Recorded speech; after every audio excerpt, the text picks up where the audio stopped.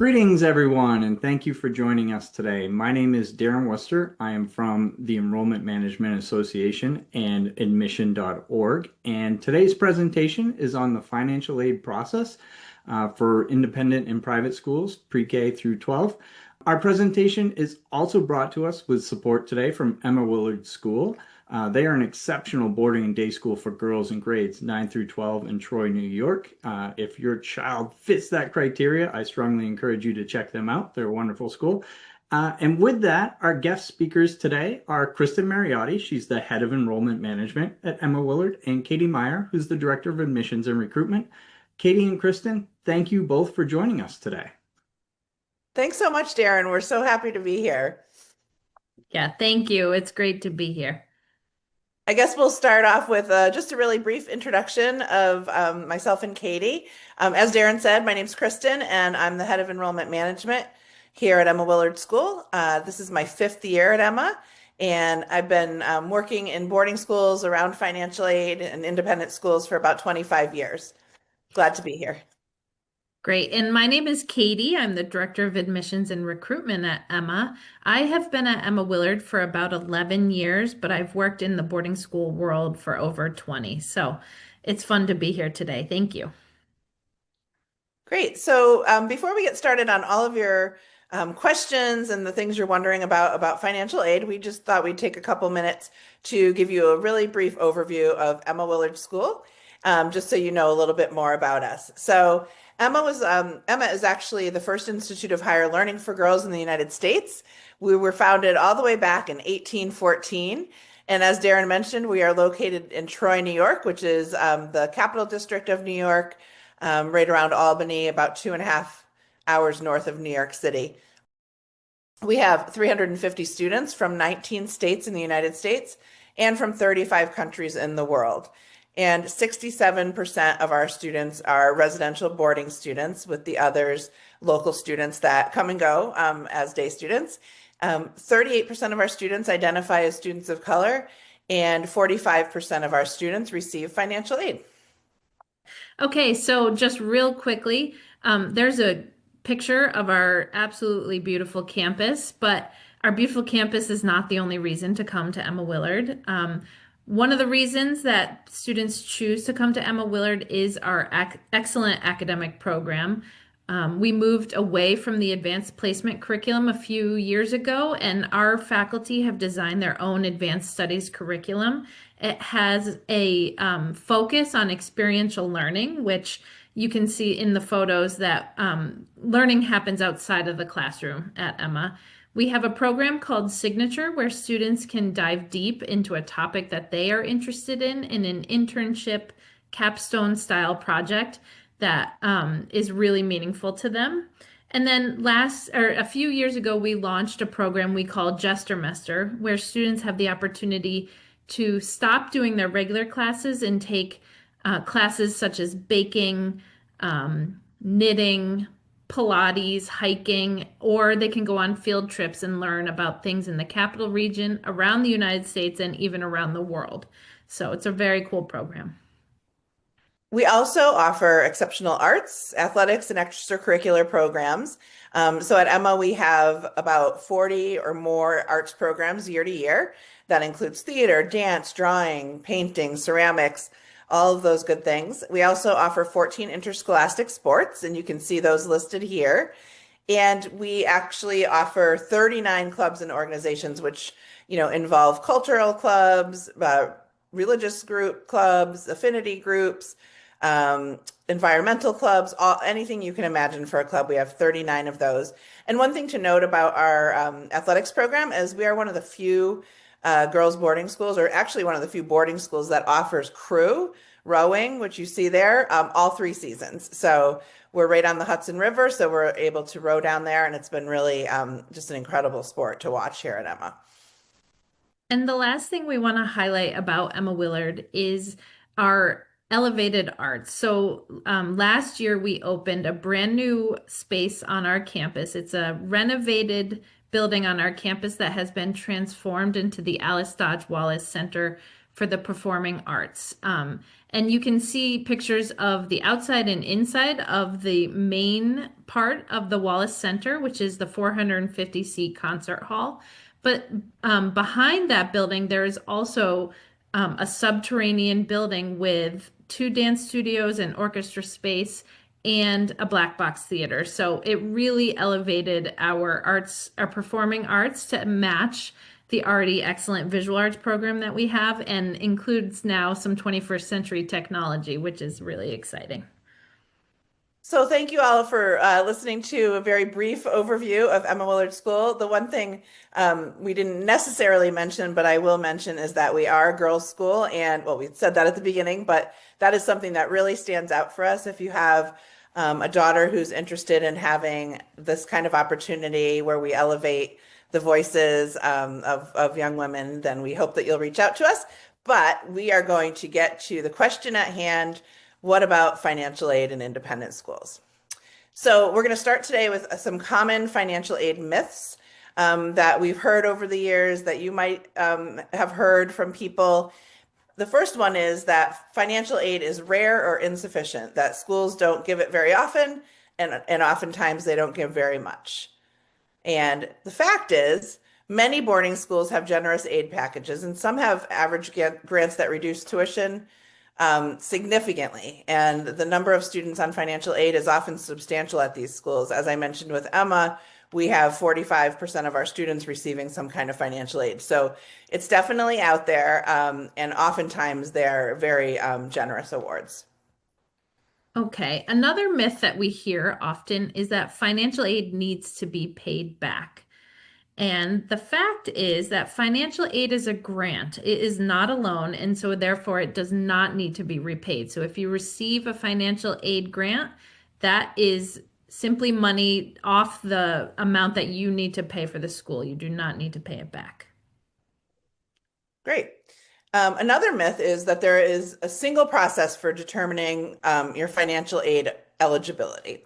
And that's absolutely not correct. The decisions are based on a variety of factors, and a family's eligibility depends on the school's specific policies, not a single standard. So with that said, at some schools you might qualify for much more aid. At other schools you might receive a little bit less, and it's really just dependent on school to school. And you'll hear us say that a lot through this presentation. Some things do depend on the school. So, but there is not just one single process for determining age. We look at aid. We look at a lot of different categories.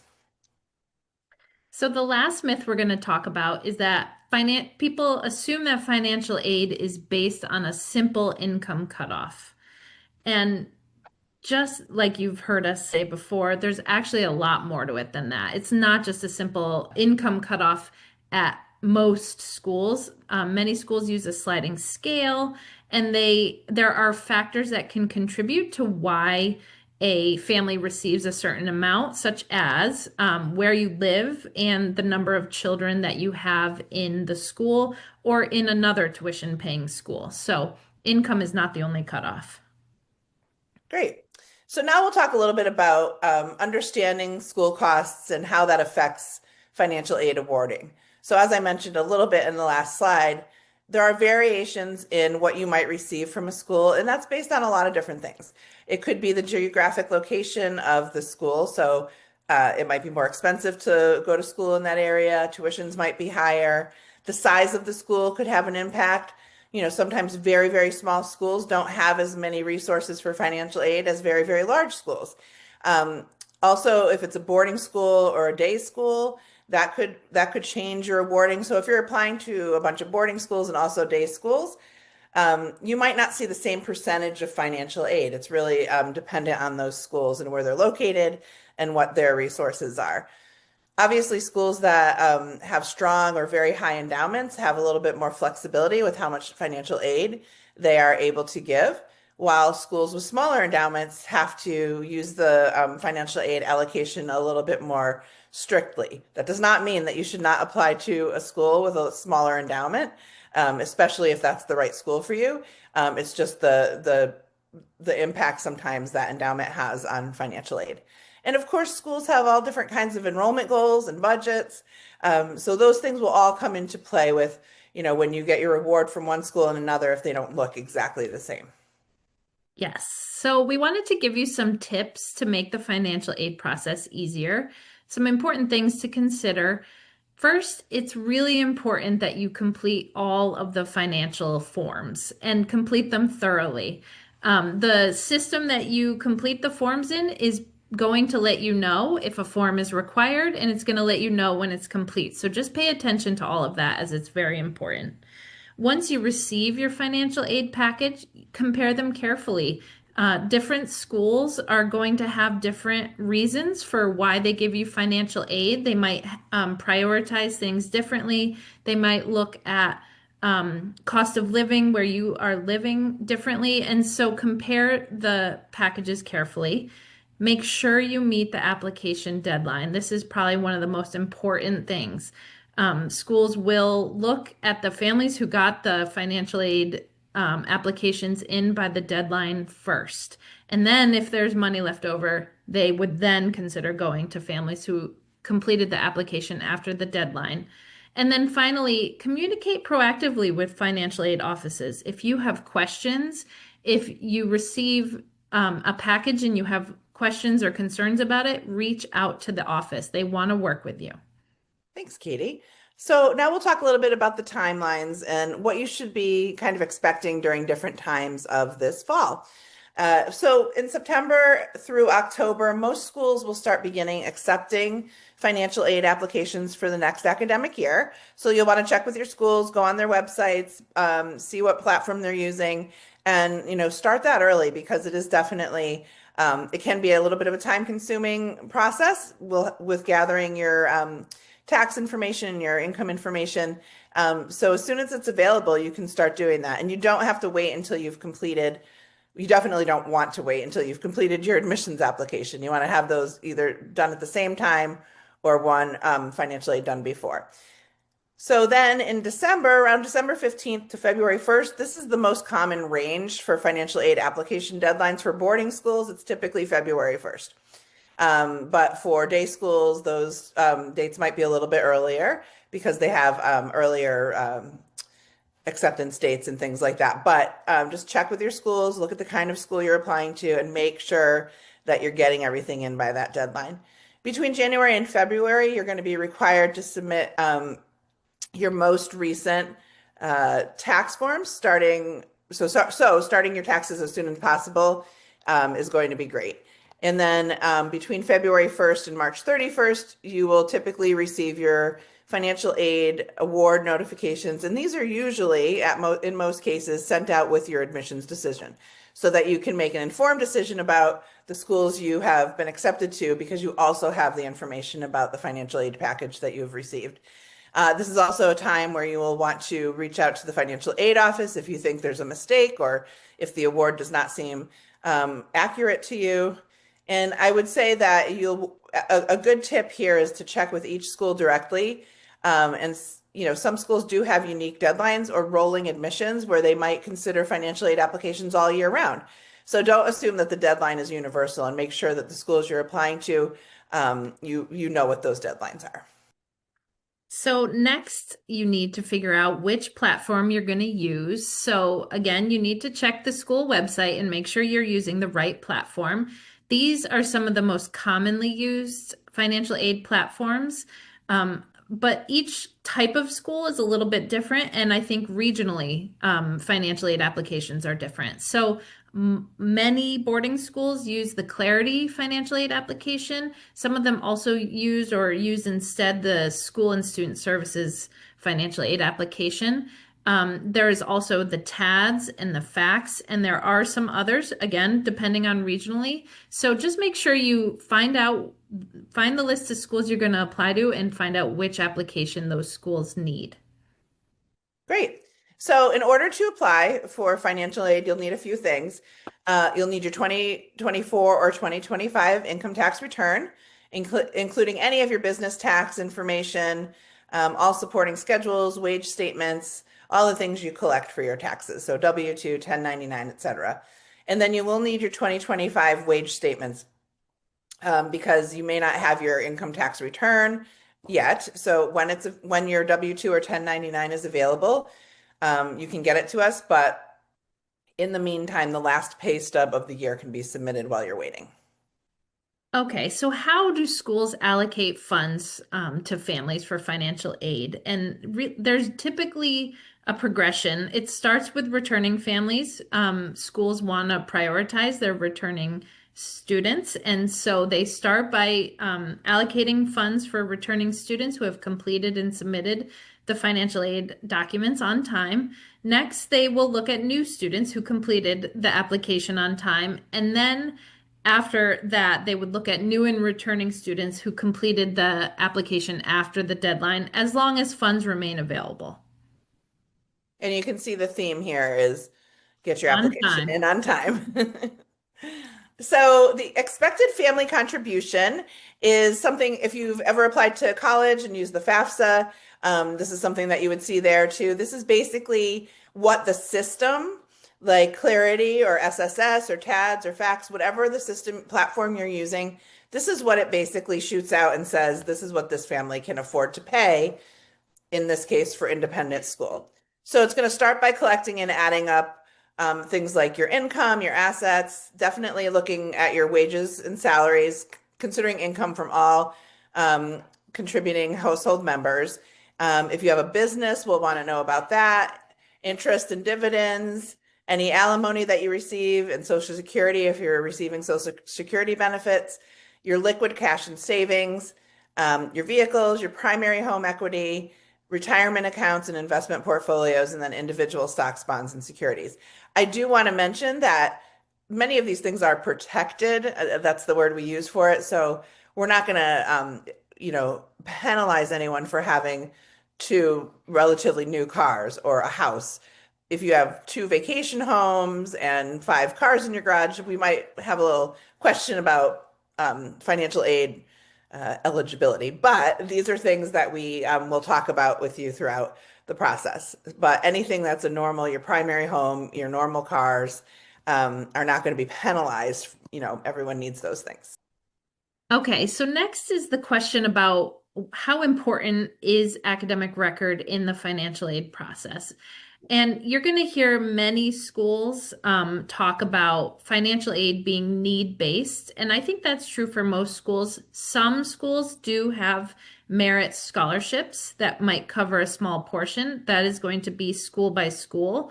But most schools offer financial aid that is need-based. So does academics come into the play here? It does in the sense that we first start by looking at applicants that we want. And of course, we want applicants with strong academic records, rich extracurricular interests, and curiosity that will come to our community and be value added to our community.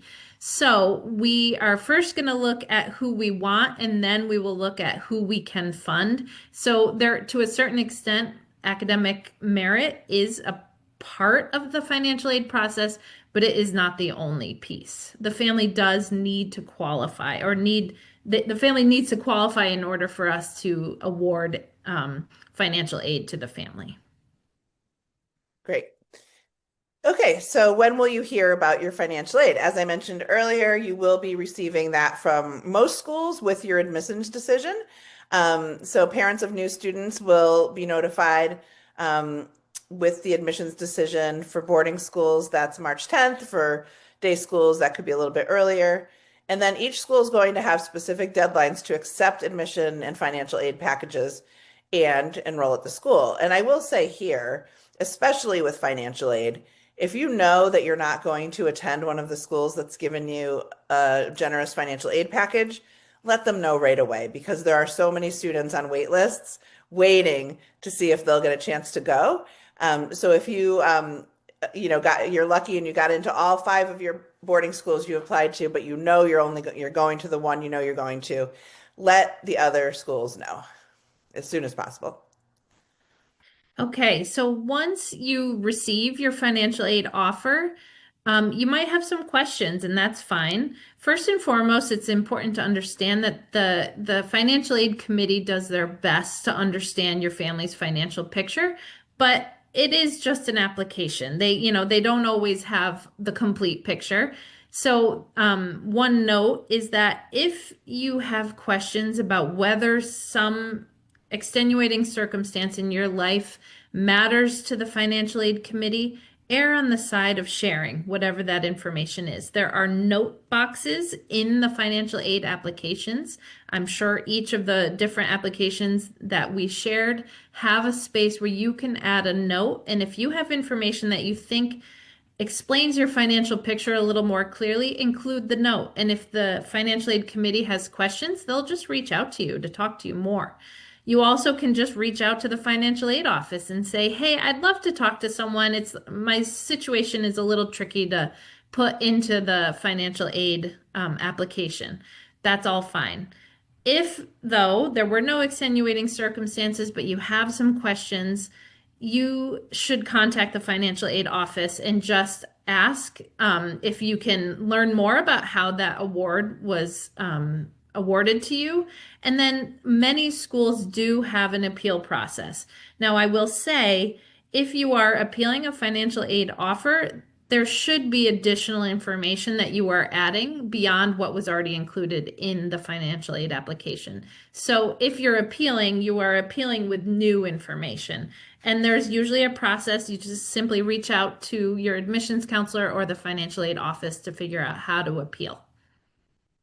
Okay, so we have a couple of FAQs here, and I know that we'll get into some more questions as well, but I'll start with the first one here, which is, will applying for financial aid impact your admissions decision? I think Katie covered this very well earlier. We want to take as many students that are admission aligned with our schools that would make an impact at our schools as we possibly can, and we just don't have the funding for every student that applies. So, but that does not come into play in the beginning when we're reviewing applications. We look at your application without any knowledge of your financial aid situation and decide if you're an admissible student. And once we've determined, yes, this student is somebody that could be successful at our school, we see how much financial aid we have to go around. And so you should definitely apply for financial aid if your family needs it, and it will not have a negative impact on your admissions decision. The next frequently asked question that we hear is, can the amount of financial aid change from year to year as your student progresses through their time at your school? And the answer is yes, it can. The easiest way to think about it is if your financial circumstances change, I think you can safely expect that your financial aid package might change. And again, this is a significant change. It's not, if you made $5,000 more and that is a huge percentage of your salary, then you might be asked to contribute a little bit more. If you had a loss of job or family circumstances have changed in some way, the school will also want to meet your need if that means the school is offering you more money. So changes in your circumstances, both good and not good, can change the amount of financial aid that you have. Absolutely. Another question that we get a lot is, who's responsible for completing the financial aid application if parents are divorced or separated? This is really based on custody. So if the parents are divorced or separated, but both have custody of the child, then we would expect that both parents are to complete the financial aid application. Now, there is an exception to this. If the custodial agreement or the divorce decree states that one parent does not have any financial obligation for the education of the child, then we would need that documentation in order to only consider one spouse's or one parent's income. But typically, even if you're divorced or separated, we want the financial picture of both parents. And then the last frequently asked question we have here, and then we want to know what your questions are.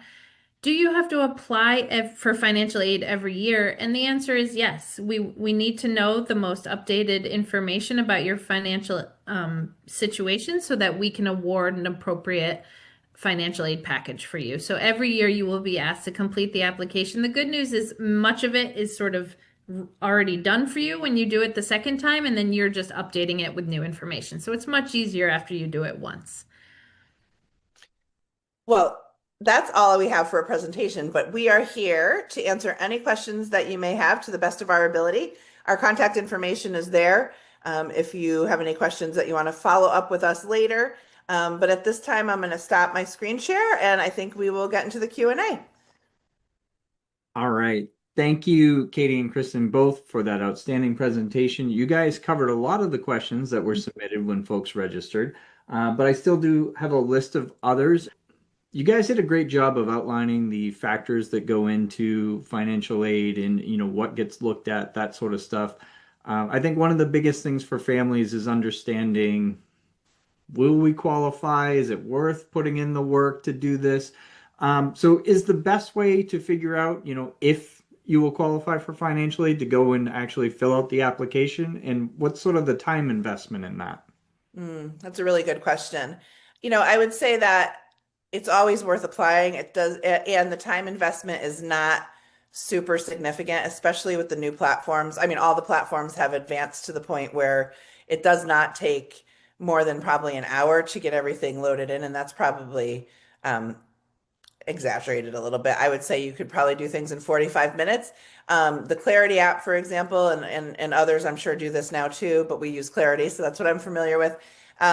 Allows you to just put in your information and the IRS uploads all of your information for you. So you're not scrambling around scanning things, uploading things, things like that. So yeah, I would say it's worth the time commitment. And I will also say that there are some schools out there that have calculators on their websites that let you put in some like preliminary information and they give you kind of an estimate of what you might pay at their schools. Sometimes those are very accurate. They're not the application though. So I think applying to the school and applying for financial aid is the best way to figure it out. And people would be surprised. I mean, there's a lot of factors that go into this. So a family that has a pretty good income and feels like, oh, I don't think I would apply for financial aid. This is not just for families that have very low incomes. We have middle class. We have a whole range of families for different circumstances receiving financial aid. Excellent. And thank you for pointing out the calculators. And while helpful, they are just programs. And Yeah. not ultimately the people making decisions at the end of the day. Right. Could you tell us a little bit more about what financial aid covers? Is it just tuition only? Because we know there are other expenses, and maybe actually you can outline some of the other expenses that people should plan for when they make those decisions to go to an independent school. Yeah, that's a great question. This is again going to depend on each school. So some schools will have an all-inclusive tuition, which rolls all kinds of fees into the tuition amount. And so therefore, financial aid would be covering a percentage of that whole amount. Some schools break the fees out, and examples of what those fees might look like could be an international student fee for the support and extra things that are required to make sure our international students have everything that they need. It could be a textbook fee could be rolled into the tuition, or it could be additional. It could be laundry fees. It could be activity fees. So there are fees that could be added. You do have to check with the school because every school is a little bit different. And so financial aid, depending on how the school sets it up, may include those fees or may not. And so again, it's really important once you receive an acceptance and a financial aid package from a school to read through the contract and make sure you have a clear picture. And if it's not clear to you, call the school and make sure they help explain it to you before you proceed. Excellent. Thank you. We're getting some questions rolling in, and we had some of these previously in terms of sort of extra expenses that we know families incur, whether they're medical expenses. I see one person in the Q&A pointing out that club athletic expenses are not cheap. I feel you on that one. I'm right there with you on that one. Some of these other expenses that families have invested in and they have, are those things that can be looked at as part of this process? Absolutely. Yeah, I mean, we're going to look at all of the expenses families have, and we will take them into consideration to an extent. We will look at, if a family's taking one or two reasonably priced vacations a year, that's, no big deal. Everybody should be doing those kinds of things. But if it's extravagant, very expensive things that families are doing and then hoping to receive a significant financial aid award, we just have to balance those things, right? So I think it's really about, what is a reasonable amount of money to be spending? If a child is playing travel sports, they are expensive. We wouldn't want the kid not to be able to do sports. So that's not something that's going to really, really play heavily into the income. But yeah, if you have second homes or you go on very expensive vacations, or you're sending your children to camps all summer that are costing $30,000, those are things that we might flag to look into further. But again, it's always a conversation. So families should be aware that we are here to talk about it, and we want to support as many families as we can possibly. A good follow-up, same vein, another person's asking about tuition for other children, whether it be independent school or college. I assume that's something that would be looked at. Yes. So, this is one of those things where a family who makes a significant amount of money but has three kids and one's in college and two are at independent schools, that family is going to qualify for some financial aid because they are paying for education. And so, yes, the for K through 12 schools, I would say most schools do account for students who are in tuition paying schools as a valid reduction in your income and would therefore increase financial aid. And what about if you have 529 plans for multiple children? If Susie, I'm applying to Emma Willard for Susie, I presume I report her 529, but do I not have to report Amy's in that situation? So that was a great question. So yes, you have to report the applicant's 529 information. And I believe actually in the applications, it may ask if you have other 529 plans, but we're not going to expect that a family would take out money from the 529 of the sibling to attend school. And we actually don't even really expect a family to use the 529 funds, although they can in most states use 529 for independent school. But if a family has, this is, $4 million in the 529, then we might say you could use a little bit of that for independent school. But most families are really using those funds to prepare for college. So we're not weighing too heavily on that. Okay, good. Thank you. My next question, I suspect a family that hadn't done the application yet, but just in case anybody else is wondering this, does the application go in the parent's name or the student's name? Good question. So the parent completes the application in their name, but we also need to know who the student is. So really both parent and student names are on the application, but it's the parent who completes the application. Excellent. Thank you. Another one from the live Q&A, talking about the Clarity application in general, saying that app actually asks the parents what they believe they can contribute. Do schools take that, what the family thinks, into consideration? Yeah, that's a really good question. Absolutely, we do. I kind of like to say that we try to get as close to what Clarity says you can pay and what you think you can pay. And that would be an ideal award, right? So sometimes those things are very, very far from each other, and we might need to get in contact with the family if it seems very off or very, very different. But typically, I will say, typically families are putting in truly what they can afford, and it's oftentimes aligned with what Clarity says they can afford. And if there's those big discrepancies or differences, then we usually try and get in contact. Yeah. Excellent. Thank you. I think for families going through this process, especially for the first time, it particularly tickles their anxiety bone because I get a lot of questions about what mistakes do people make? What are the mistakes? Give me the top 3 mistakes. So, what are some of the quote unquote mistakes that you sometimes see families making in financial aid applications?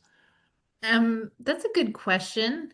Sometimes a family will forget a section, and we'll just simply send them a note saying, hey, it looks like you just have one more section to complete for us, or we still need, they might forget to upload a particular form, things like that. Sometimes they're funny. It's like they forgot to include one of their children on the form, and so that changes their award dramatically. And then once we clarify that, they're like, oh my God, I can't believe I left a child off the financial aid application. But again, people are nervous, people are focused on the task at hand and weren't really thinking about that small piece. So those are the ones that come to mind for me. I don't know about you, Kristen. Yeah, I mean, things as simple as a typo where you've added an additional zero to your income. Right. So instead of making 60,000 a year, you're making 600,000 a year, and that dramatically changes your financial aid award. So that's something that I've seen a lot happen, and it's a mistake. Um, Here's the thing. And I understand the nerves of the first time doing this.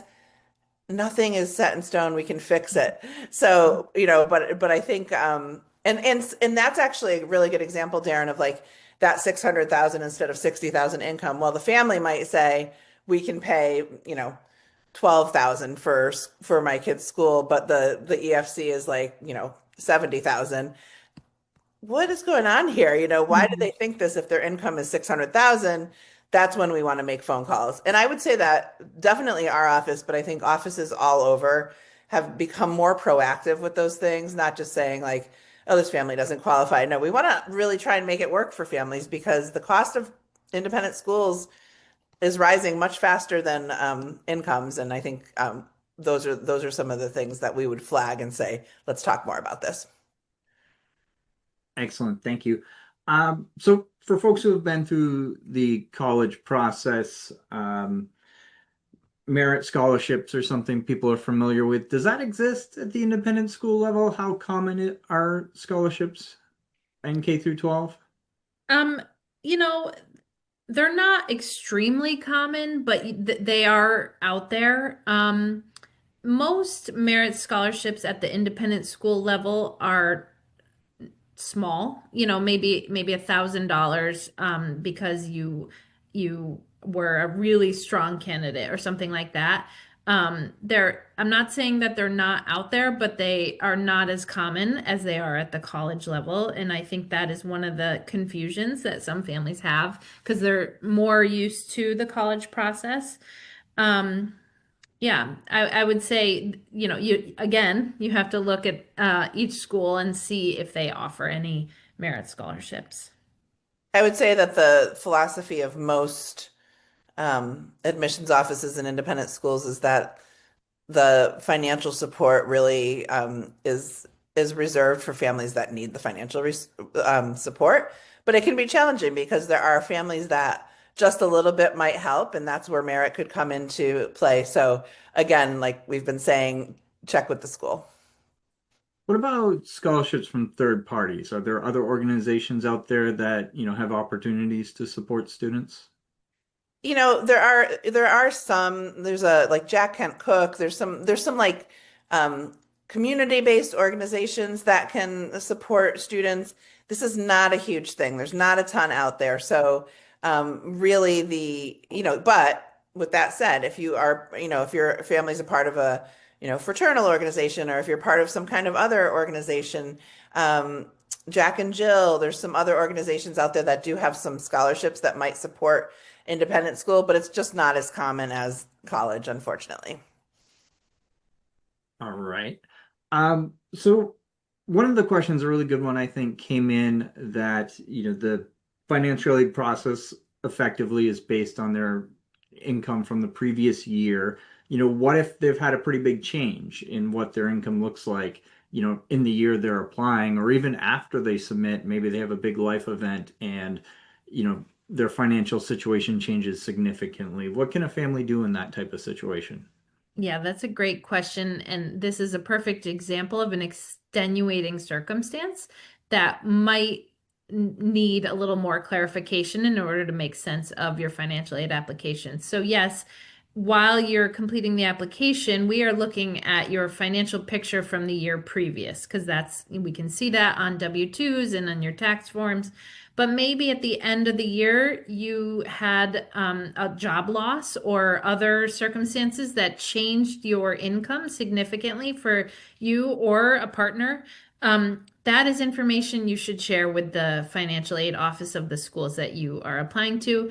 This could be something where you put in a note to on the application, or you simply send an email to the financial aid office or reach out to have a phone call. Any of those would be a great way to explain, and we are certainly going to work with you on that.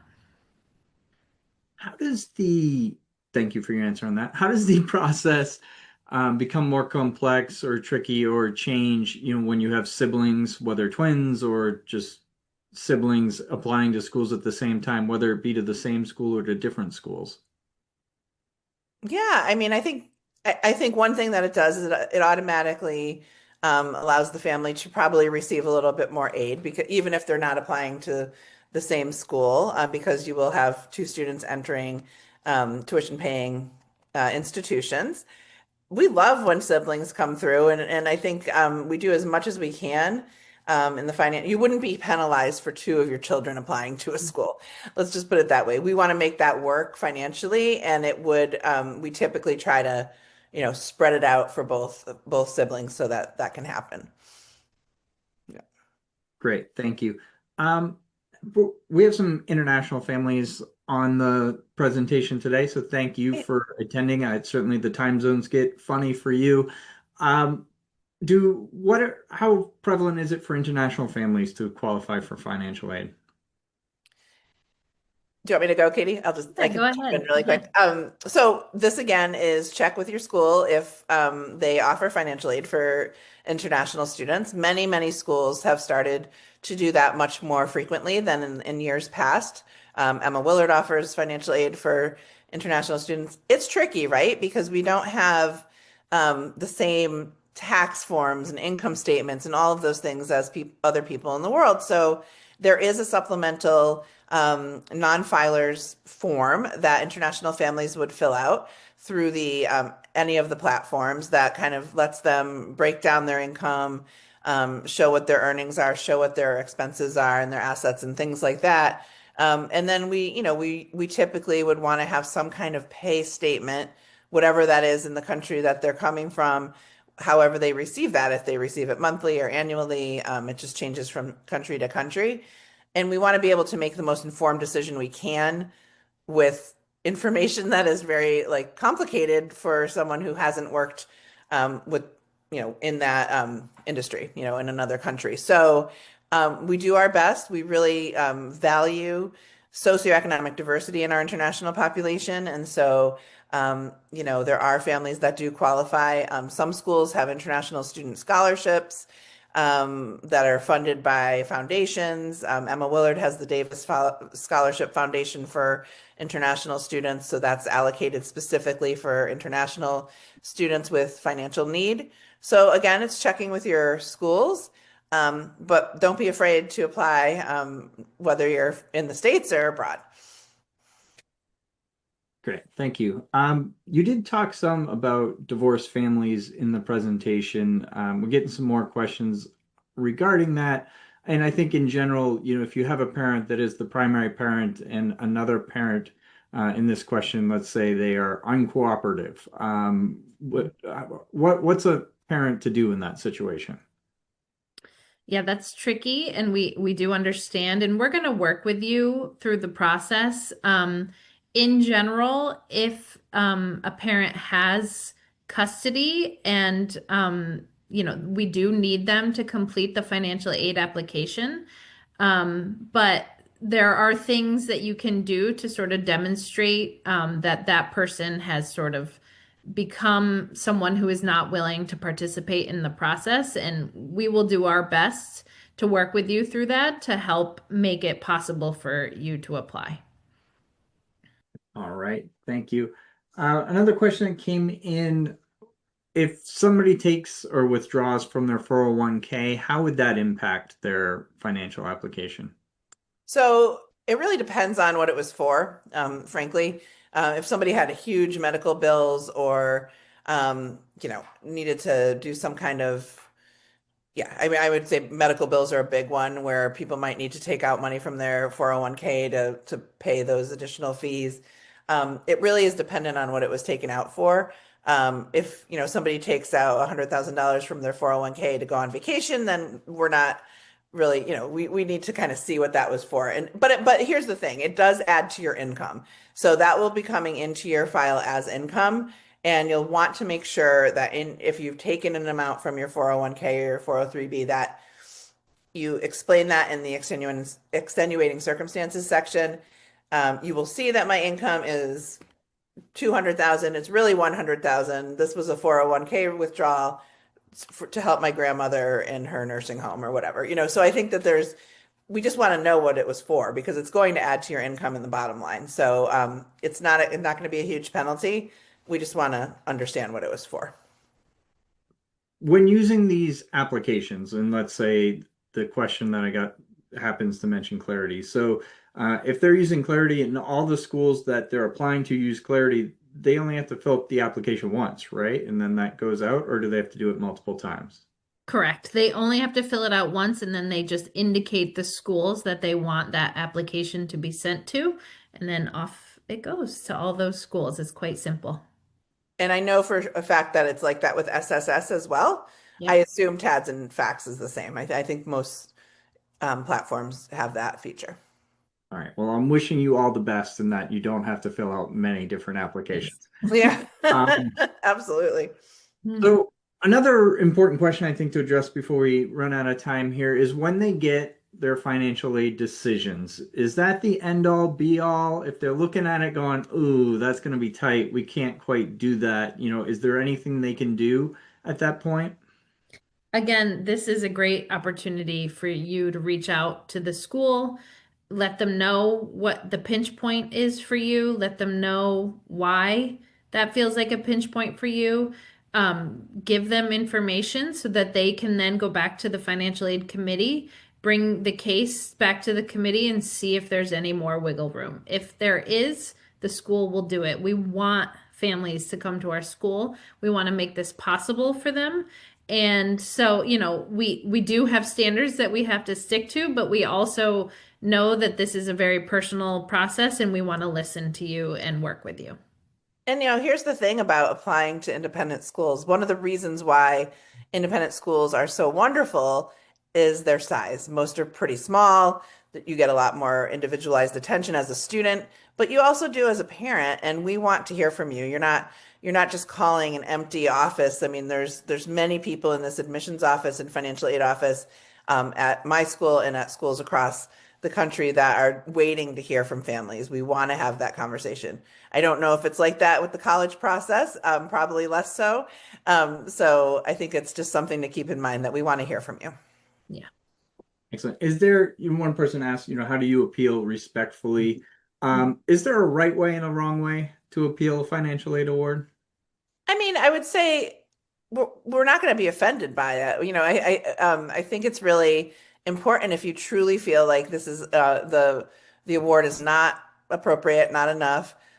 Just let us know. I don't think anyone's going to come through and like demand more money. I mean, we've had very, calm conversations about like, I don't know how this figure came to be and I don't think we can do it, but you're just no one's going to take offense. There's no protocol of how to appeal.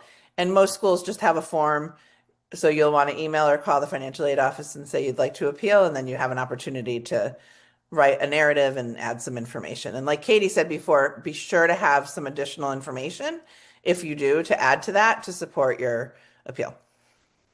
Okay, so that's really the basis around it is, right? Like if something else has happened or you have additional information that maybe you forgot to put in or you didn't think would be considered, like that's your best route to getting more favorable result, correct?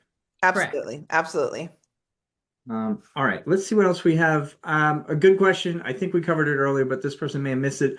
Reapplying every year? Yes. So every year the school's going to ask you to reapply for financial aid, and that's because your financial circumstances are going to change. And so every year we need to re-review families to see what the financial aid package should be. And so the good news is when you reapply, the old information is there. So usually you're just updating it with new information, and it's not very hard. Excellent. Thank you. A good question came in, I think spurred by our 401k question. Should have seen this one coming. What if you don't withdraw from your 401k? How does that impact your application? Well, it's protected up to an extent. So, and again, by schools, when we set up our Clarity portal at the beginning of the financial aid season, we protect. I mean, I'm just thinking off of $500,000 in housing. We protect a certain amount of 401k. I don't remember what it is. So it's, we're not trying to make people take out money that they're saving to retire to pay for their kid to go to boarding school. But like again, if it's an extreme amount of money and people have extreme wealth showing up in these applications, which by the way is usually not the case in people's applications who are applying for financial aid. So I'm not saying that that's happening frequently, but sometimes we have to call the family and say, listen, you don't qualify because you have, $8.5 million in your 401k. Wouldn't that be nice? But yeah, Mhm. so I think, but we're not seeing that frequently, and you won't be penalized if you have a reasonable amount of money in your or even good amount of money in your 401k. Yeah. Excellent. One question asked, how does the financial aid process go if their child's working with, they named a specific organization, but a community-based organization, to help support them through the process? Do they get support from the CBO, in that process typically? Yeah. Definitely. Yeah. We have partnerships with the CBOs all across the country.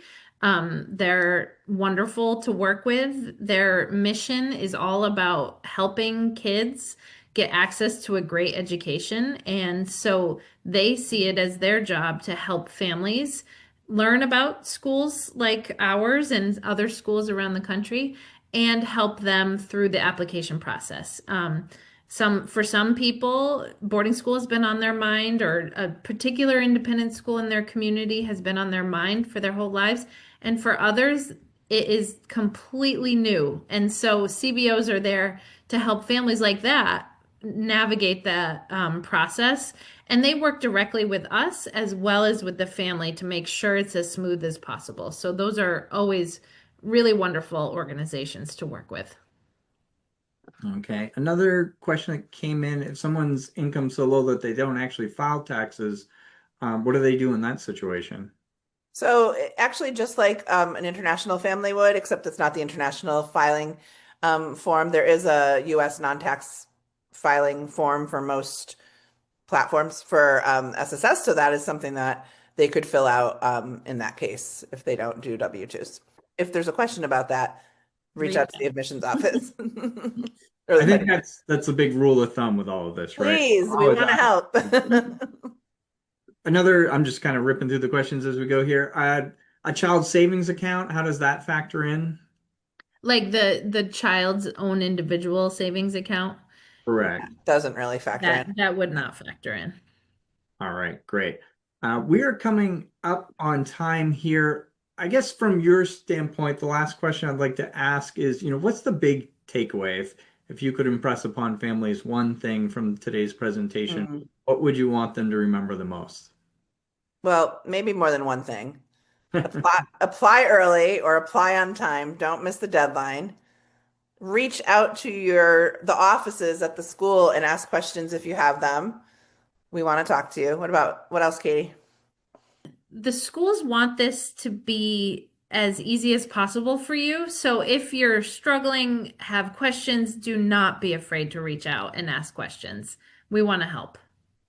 And you might as well apply, even if you are Yes. worried about that. It doesn't hurt to apply. And I think that's a good takeaway for this conversation. Yes. Excellent. Chris and Katie, thank you both for your time today and for supporting this presentation. We greatly appreciate it. I'm sure you helped a lot of people today. For those of you on the presentation, thank you for joining us. We appreciate it. Yes, we will be sending the recording out. Might take us a few days, next week sometime. You can always find recorded presentations also on admission.org in the events section under the on-demand presentations. All right, so with that, thanks again, everyone. Good luck in your application process. We wish you all the best and have a great rest of your day. Thank you. Thank you.